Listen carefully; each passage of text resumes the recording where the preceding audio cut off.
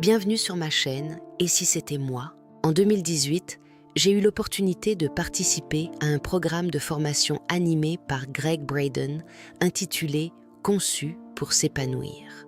Lors de cette formation, il a partagé une réflexion qui m'a profondément marquée. Je le cite. « Le monde semble aller de travers parce qu'il repose encore sur une vision héritée de Darwin, selon laquelle les plus forts doivent dominer les plus faibles. » Cette phrase a résonné en moi comme une évidence.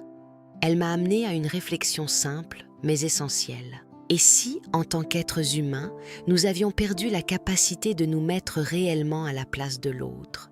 Et si, dans chaque situation, dans chaque décision, dans chaque jugement, nous prenions un instant pour nous poser une seule question?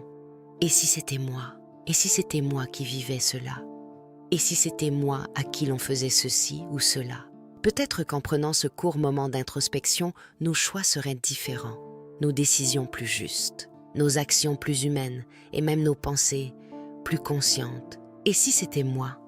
Une question simple, mais capable de transformer notre regard sur le monde. Les histoires racontées sur cette chaîne sont fictives ou inspirées d'expériences humaines universelles. Elles ne visent aucune personne en particulier.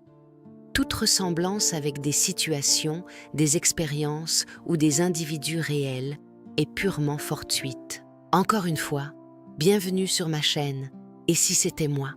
Ici, je ne vous raconte pas simplement des histoires. Je vous invite à vous regarder à travers elles. Chaque récit est un miroir. Un miroir parfois doux, parfois inconfortable, un miroir qui questionne « Et moi, qu'aurais-je fait? Comment aurais-je réagi? Qu'est-ce que cela vient toucher en moi ?» Face à une même situation, nous ne voyons jamais la même chose, parce que nous ne regardons pas avec les mêmes yeux. Nous portons tous en nous des filtres invisibles, faits d'expériences, de blessures, de croyances, d'espoir, de peur. Ces filtres façonnent notre perception. Ils orientent nos émotions. Ils guident nos réactions. Et c'est précisément là que réside la beauté de l'être humain, dans cette diversité de regards, dans ces différences d'interprétation, dans cette richesse de ressenti.